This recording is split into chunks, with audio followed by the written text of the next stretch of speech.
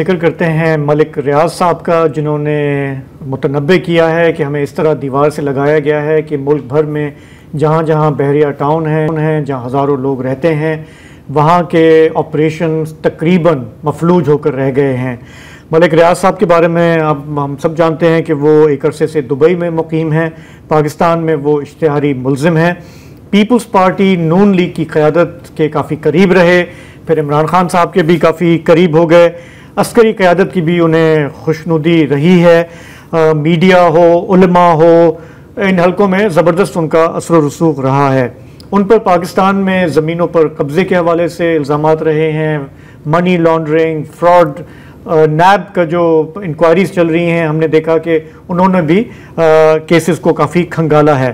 पिछले साल आपको याद होगा, बात है मई 26 की, मलिक रियाज साहब की एक ट्वीट आई थी जिसमें उन्होंने कहा कि मैं कभी भी किसी को इजाज़त नहीं दूंगा कि वो मुझे सियासी मकासद के लिए प्यादे के तौर पर इस्तेमाल करें। उन्होंने कहा माजी में भी दबाव का पूरी हिम्मत और ताकत से सामना किया, अब भी करेंगे, और अब भी मैं कहता हूँ ओवर माई डेड बॉडी। उनका ये इस्तदलाल है कि उन्हें इमरान खान साहब के केस में गवाही के लिए कहा जा रहा था, लेकिन उन्होंने कहा वादा माफ गवाह, लेकिन उन्होंने कहा मैं किसी दबाव के हथकंडों के सामने हथियार नहीं डालूंगा। उसके बाद हमने देखा कुछ महीनों के बाद नैब की एक प्रेस रिलीज सामने आई जनवरी में इस साल, और उसमें कहा गया कि जी के मलिक रियाज साहब जो हैं ये डिसेप्टिव और फैब्रिकेटेड मार्केटिंग प्रैक्टिसेस में मुलविस हैं, लोगों को, पब्लिक को स्कैम कर रहे हैं। उन्होंने कहा कि जो प्राइवेट लैंड है उस पर उन्होंने कब्जे किए हुए हैं, कराची में, तख्त परी में, रावलपिंडी में, न्यू मरी में, और उसकी खोजना हम कर रहे हैं। NCA के हवाले से भी इन पर इल्ज़ामात थे कि जो पिछले मामलात हैं मनी लॉन्ड्रिंग के, उसमें भी वो ताउन नहीं कर रहे। और नैब ने फिर मुतनब्बे किया पब्लिक को कि आप इनके कोई प्रोजेक्ट्स अगर दुबई में हैं तो मेहरबानी करके उसमें इन्वेस्टमेंट ना करें, वरना उसे भी मनी लॉन्ड्रिंग तस्वर किया जाएगा। ये जो नैब का प्रेस रिलीज था अपने आप में ये एक हैरानकुन चीज़ थी। उसका जवाब दिया था मलिक रियाज साहब ने, और उन्होंने कहा था कि जितना मर्जी चाहे जुल्म कर लो, मलिक रियाज गवाही नहीं देगा। उन्होंने ये भी कहा कि सालों की मैं ब्लैकमेलिंग सहता आया हूँ, जाली मुकदमात का सामना करता आया हूँ, लेकिन इसी ज़िद की वजह से मुझे मुल्क छोड़ना पड़ा, बाहर जाना पड़ा। उन्होंने कहा कि नैब के ये जो प्रेस रिलीज आते हैं ये ब्लैकमेलिंग का एक नया मुतालबा है। उन्होंने कहा कि मैं कभी भी नहीं झुकूंगा, झूठी गवाही नहीं दूंगा। तो अब ये हुआ है कि नैब की तरफ से जो ये असासे मुंजमद करने की बात है, तो अभी कल परसों भी मलिक रियाज साहब का बयान सामने आया। उन्होंने कहा कि हम एक कानूनी लड़ाई लड़ रहे हैं, हम सुप्रीम कोर्ट में गए हैं और अपने खिलाफ जो फैसले आए हुए हैं अदालतों के, उनको हम चैलेंज कर रहे हैं। तो इस पूरे मामले पर हमारे इस्लामाबाद के सीनियर सहाफ़ी एजाज सैयद रिपोर्टिंग करते आए। उन्होंने कुछ अर्सा पहले अपने एक वीलॉग में कहा कि पहले तो बहुत सख्त पोजीशन ली थी मलिक रियाज साहब ने, लेकिन अब वो कोशिश कर रहे हैं कि मामला सेटल हो, और इसके लिए उन्होंने खतूत भी लिखे हैं आर्मी चीफ को और कहा है कि अगर माफ़ी हो सकती है तो माफ़ी कर लें। उन्होंने जो लेटेस्ट उनका ट्वीट है उसमें यही कहा है कि संजीदा मुज़ाकरात के ज़रिए मसले का बावकार हल निकालने का हमें मौका दिया जाए। अगर सालिसी होती है तो उसके नतीजे में हम होने वाले हर फैसले के पाबंद होंगे। अगर वो रकम की बात करेंगे तो हम उतनी रकम भी अदा करेंगे। मसलन ये उन्होंने कहा कि मैं हर चीज़ के लिए तैयार हूँ। तो एजाज सैयद हमें इस वक्त ज्वाइन कर रहे हैं इस्लामाबाद से। एजाज, आप ये जो रिपोर्ट्स आ रही थी, आपने पहले ही बता दिया था कि वो अप्रोच चेंज की है मलिक रियाज साहब ने, और गवर्नमेंट में दो धड़े हैं। एक वो जो चाहता है कि यार मामला सेटल करो कुछ ले दे के, और दूसरा है जो कह रहा है कि नहीं, इनको अभी और सज़ा मिलनी चाहिए। आप क्या अब सुन रहे हैं कि इस वक्त मौजूदा सिचुएशन क्या है बहरिया टाउन के हवाले से? शाहजेब, बहुत शुक्रिया आपका। इस वक्त सूरत हाल ये है कि नैब और FIA उसने मलिक रियाज और बहरिया टाउन जो उनका प्रोडक्ट है, जो उनका एक प्रॉपर्टी के हवाले से, लिविंग के हवाले से एक हाउसिंग सोसाइटी है, उसके खिलाफ कार्रवाई का आगाज कर रखा है। तीन चीजें बड़ी अहम है। एक तो ये कि रावलपिंडी की एक अदालत ने 190 मिलियन पाउंड स्टर्लिंग में मलिक रियाज, उनके बेटे अली रियाज और उनके जो बाकी पार्टनर्स हैं, बोर्ड ऑफ गवर्नर्स के मेंबर्स हैं, उन तमाम को मफरूर करार दे रखा है, नंबर 1। नंबर 2 ये है कि 1 अरब 12 करोड़ से जायद की मनी लॉन्ड्रिंग का FIA उनके ऊपर एक केस जो है वो तफ्तीश कर रहा है। और आपको पता है कि आज भी एक खबर सामने आई है कि कल FIA ने कुछ छापा मारा है जिसमें 1 अरब से जायद की जो रकम है मनी लॉन्ड्रिंग का इल्जाम लगा है कि वो बरामद कर ली गई है।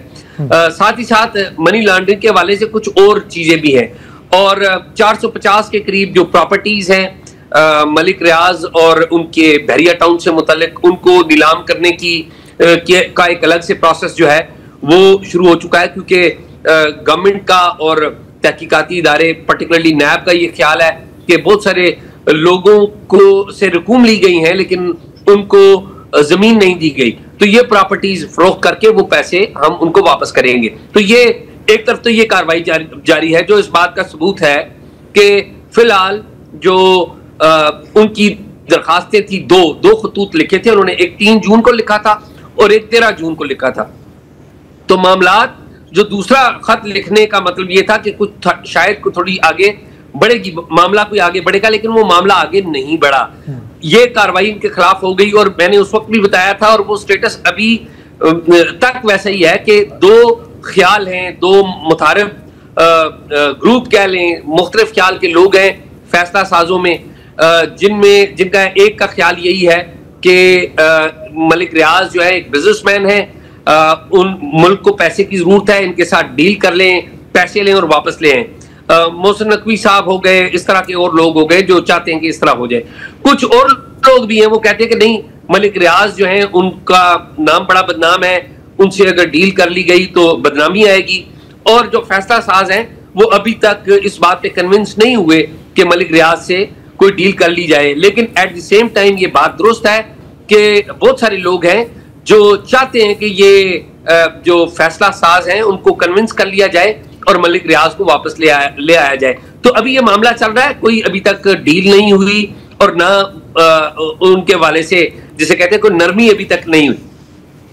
अच्छा, हमारी जैसे मैंने पहले कहा, हमारी जो सियासी जमातें हैं 3 बड़ी, उन सब की लीडरशिप जो है उनमें अगर कोई कॉमन फैक्टर है तो वो मलिक रियाज साहब हैं। तो क्या उनका कोई सिफारिशी नहीं है आला ओहदों पे जो कोशिश करे कि इनका मसला हल हो? जी, सदर जरदारी साहब ने भी एक मौके पर कोशिश की थी, बल्कि सदर जरदारी साहब गए थे दुबई, वहां पर इनकी मुलाकात भी हुई थी, उन्होंने भी सिंसियर कोशिश की थी। साथ ही साथ जो चेयरमैन नैब है नजीर भट्ट साहब, जो मौजूदा चेयरमैन नैब हैं, ये भी कुछ और ऑफिशियल्स के साथ गए थे। इनिशियली तो बातचीत ही चल रही थी, लेकिन जो फैसला साज हैं उन्होंने अल्टीमेट फैसला ये किया कि इनके साथ डील नहीं करनी। और जाहिर है with the passage of time जो सख्तियां आ रही हैं, जो बार है वो बढ़ता जा रहा है, तो देखेंगे बार कहां तक जाता है। लेकिन एक बात उसमें बड़ी अहम है, वो बात यह है कि मलिक रियाज हुसैन को मलिक रियाज हुसैन बनाने में जिन एलिमेंट्स का किरदार था, जिन ताकतवर लोगों का किरदार था, अभी वही ताकतवर लोग उन्हें कट टू साइज कर रहे हैं। तो पहले जो इनको मलिक रियाज हुसैन बनाया गया, देखें इनके खिलाफ शिकायतें तो बहुत अरसे से थी, यही लैंड ग्रैबिंग के उनके ऊपर इल्जामात थे, जमीनों पर कब्जे के इल्जामात थे, पैसे लेके जमीन ना देने के इल्जामात थे, लेकिन कभी नैब में हरकत में नहीं आई थी, कभी भी नहीं आई थी। बल्कि नैब के तो 2-3 चेयरमैन ऐसे हैं जो खुद मलिक साहब ने लगवाए थे, इतने इन्फ्लुएंशियल थे। लेकिन अब हालात बदल चुके हैं और जिनके किसी जमाने में ये बड़े पसंदीदा होते थे, जिन ताकतवरों के अब वो पसंदीदा नहीं है, तो अब हालात दूसरी तरफ चल पड़े। तो एजाज, हमें एक ब्रेक की तरफ जाना है। वापस आके मैं थोड़ा ये भी जानना चाह रहा हूँ कि जो लोगों में परेशानी है, जो बहरिया टाउन में रहते हैं, वहाँ इन्वेस्टमेंट की हुई है, उनके लिए क्या कहेंगे? जब फ्लो ऑफ मनी आ रहा हो, अरबों खरबों आ रहे हों और वो रुक जाए तो ज़ाहिर है कि तकलीफ़ होती है। मलिक रियाज साहब अपनी तकलीफ़ की तो बात कर ही रहे हैं, लेकिन वो ये भी कह रहे हैं कि जिन लोगों ने अरबों खरबों लगाए हुए हैं बहरिया टाउन में, उनका भी ज़रा सोचें कि उनका क्या होगा। बहुत सारी सरमायाकारी है जो फ्रीज होकर रह गई है, लाखों पाकिस्तानियों के खरबों रुपए जो हैं वो अटके हुए हैं, और जो लोग रह रहे हैं वो भी ये पूछ रहे हैं कि क्या ये जो लड़ाई चल रही है अफराद की या बहरिया टाउन की किसी इदारों से, उसमें आम लोग जो हैं वो किस why are they being made to pay for it. तो अजाज, अब बताइएगा कि वर्स्ट केस सिनेरियो क्या है और बेस्ट केस सिनेरियो क्या है पब्लिक के पॉइंट ऑफ व्यू से?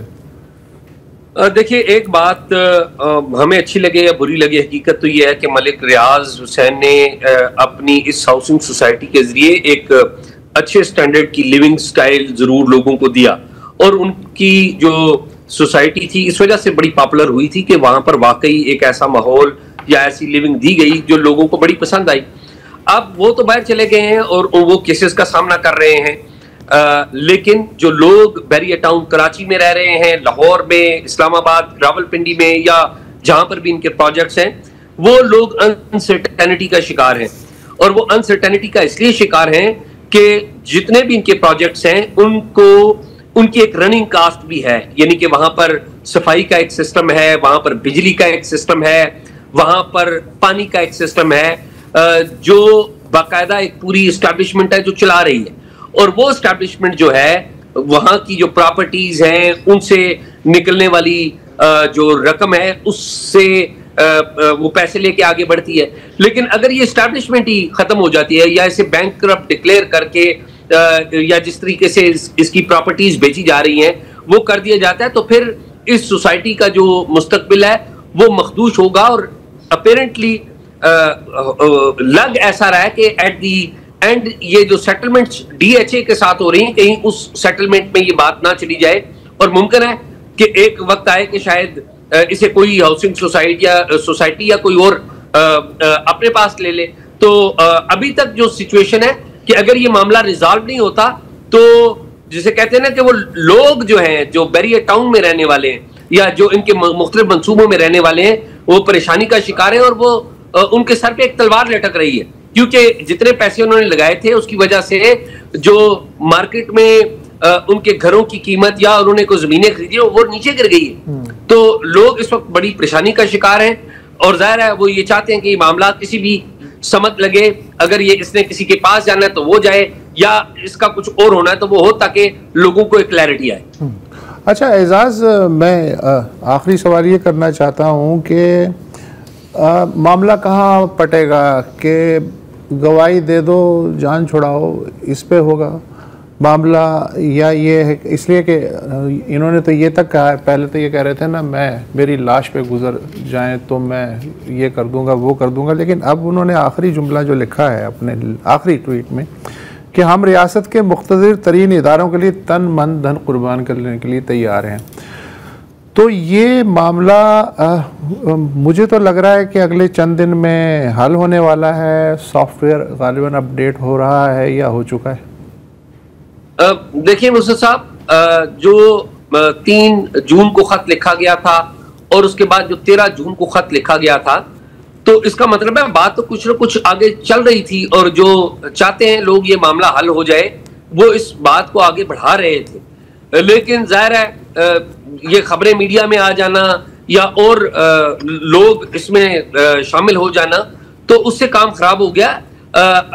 अल्टीमेटली अपेरेंटली लग यही रहा है कि ये बात किसी न किसी शक्ल में तय पा जाएगी। उसकी शक्ल नोयत क्या होगी, इन्हें कितने पैसे देने पड़ेंगे, क्या जुर्माना देना पड़ेगा, कानून के मुताबिक किन किन चीजों पर अमल दरामद करना होगा, ये टाइम बताएगा कि वो बीच में बात तय क्या होगी। लेकिन जो ये नैरेटिव बनाने की इनकी तरफ से कोशिश की गई थी कि गवाही का मामला है, ये खाली गवाही का मसला नहीं है, ये बड़ी खतीर रकूम का मसला है।